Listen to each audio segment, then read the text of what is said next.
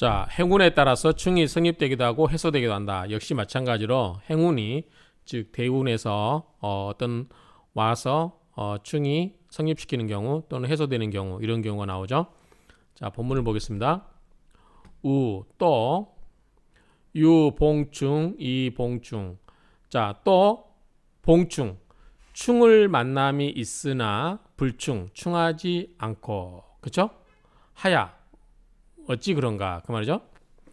여, 가령, 갑용, 유관. 이 갑목이 지지의 유를 관으로 쓰는데 행이라고 하는 것은 대운의 흐름을 말하겠죠. 대운이 묘즉충, 묘로 가는즉 충이 되자. 자, 묘가 오면 뭐죠? 자, 유금여가 있어요. 그러면 행운이 이렇게 오죠. 뭐뭐뭐 묘가 왔어요. 그러면은 묘유충이 되는 거죠. 묘유충. 그렇게 되는즉 충이 되는데 이 본명의 이 명조 안에 본래 이 명조 사주팔자 안에 사유가 있다. 사유가 있으면은 사유 뭐가죠? 사유축 합국이 되죠. 사유축 근국이 돼 버리죠. 그래서 이 유금이 대운에서 오는 묘와 묘유충을 하고 있는 상태인데 사주 본국에 사화가 있어서 사유축 근국으로 합을 해버리게 되면 자, 합이 먼저이기 때문에 합이 먼저 이루어지고 묘유충은 하지 않게 되죠. 그런 얘기죠. 그런즉 충무력 그렇게 하는즉 이 충은 힘이 없다 그 말이죠. 연지 해미 연지가 해나 미가 있다 그렇죠. 해미가 있다 그러면은 자 그러면 그런즉 이 묘 대운에서 오는 이 묘는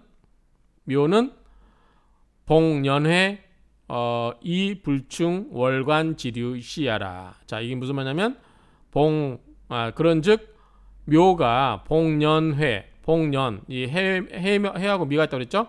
이걸 만나면 뭐가 돼? 해묘미 삼합이 되죠. 목국이 되죠.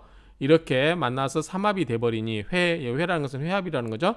그래서 삼합이 돼버리니 충하지 않게 된다. 뭐를 충하지 않아요? 월지에 유금을 충하지 않죠. 그래서 월지에 이 유금이 관성인데 월지의 관성인 유금을 충하지 않게 되는 까닭이다. 그런 것등이다. 유시야라는 싫은 것은 그러한 그런 것들이다라는 의미죠. 뭐뭐 등이다라고 해석하면 되겠죠. 그래서 그런 경우에 이렇게 충이 해소된다 그 말이죠. 그래서 제목에 따르면 행운, 이것은 행운이라는 것은 대운 말하죠. 대운에 이렇게 묘목이 왔을 때 행운에 따라서 충이 성립되게 한다. 자, 묘충이 됐었죠. 그런데 또는 일정한 경우에 합이 들어와서 이거를 충할 수 있는 거를 막아버린 경우도 있다. 그래서 행운에 따라서 충하기도 하고 해소된다 그 말이죠. 또 만약에 여기 묘유충이 있는데 이게 묘라고 하는데 묘유충이 있는데 여기에서 지지에서 사화가 들어오면 반대로 사유축으로 묘유충을 해소를 하겠죠. 그런 식의 그런 식으로 동일하게 해석하면 된다라고 하는 거죠. 그러한 무리로 해석하면 된다. 그게 어렵지 않죠? 자, 이번에는 2대1 충을 보겠습니다. 2대1 충. 자, 2대1 충. 자, 2대1 충은 성립하지 않는다. 자, 우리가 쟁합이 있었죠. 합을 서로 합하려고 하는 경우 투합도 있었고요. 자, 같은 연장선상에서 한번 볼게요. 자, 또, 유 있다. 뭐가? 일충, 충이 하나가 있다. 그죠? 하나의 충이 있다. 그리고 이득 양충자, 그리고 두 개의 충을 얻는 것이 있다. 그 말이죠.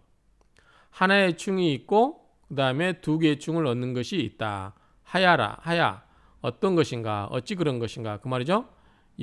가령, 을용신관. 자, 을목일주가 신금을 관으로 쓰죠. 자, 을목이 뭐죠? 음의 목이고, 신금은 양의 금이죠. 그렇기 때문에 금금목. 그걸 하기 때문에 일주 입장에서 관이라고 하는 것은 나를 극을 하는 것이 관이죠. 그런데 음양이 다르기 때문에 뭐다? 정관이 되는 거죠.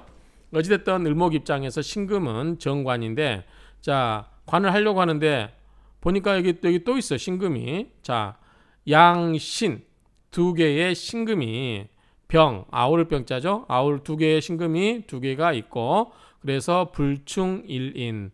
자, 여기서 인신충을 할 수도 있죠. 인신충을 하는데 이게 하나만 있으면 인신충이 돼버리는데 신금이 두 개가 있기 때문에 서로 충이 안 된다는 거죠. 1대2 또는 2대1 관계에 있어서는 충이 성립되지 않는다. 인신충이 성립되지 않는다. 그 말이에요. 충이 하나의 인을 충할 수가 없다. 우운에서 또 뭐가 오냐면 우봉인, 자 뭐뭐뭐인 이렇게 또 대운에서 인이 들어왔어요. 그러면 자 인신충 이렇게 했는데 신금이 두 개고 인목이 하나라서 충이 안 됐어요. 인신충이. 그런데 대운에서 인목이 들어와 버리면 인 두 개, 신신 두 개 있죠. 그러면 이렇게 인신충하고 이렇게 인신충 할 수 있겠죠. 그러면 이때는 충이 돼 버리죠. 그래서 우운에서 또 봉인, 인을 보게 되면 그런즉 운이 여본명, 본명과 더불어서 행운, 이 대운이 합성 이인 두 개의 인목을 이루게 된다. 합을 해서 두 개의 입을 이루게 된다. 그 말이죠.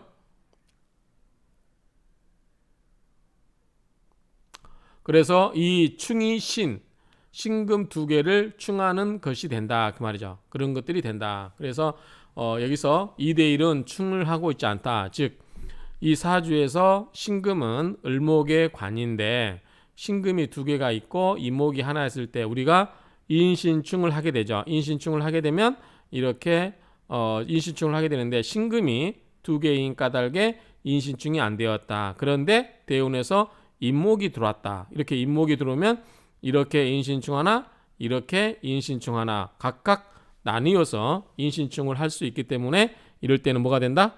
이럴 때는 충이 된다라고 하는 거거든요. 그래서 2대1충은 성립하지 않지만 예외적으로 또 성립할 수가 있다. 이렇게 볼 수 있겠죠. 그래서 이번 시간은 이 행운에 따라서 마찬가지로 이제 밑에 대운이 있죠.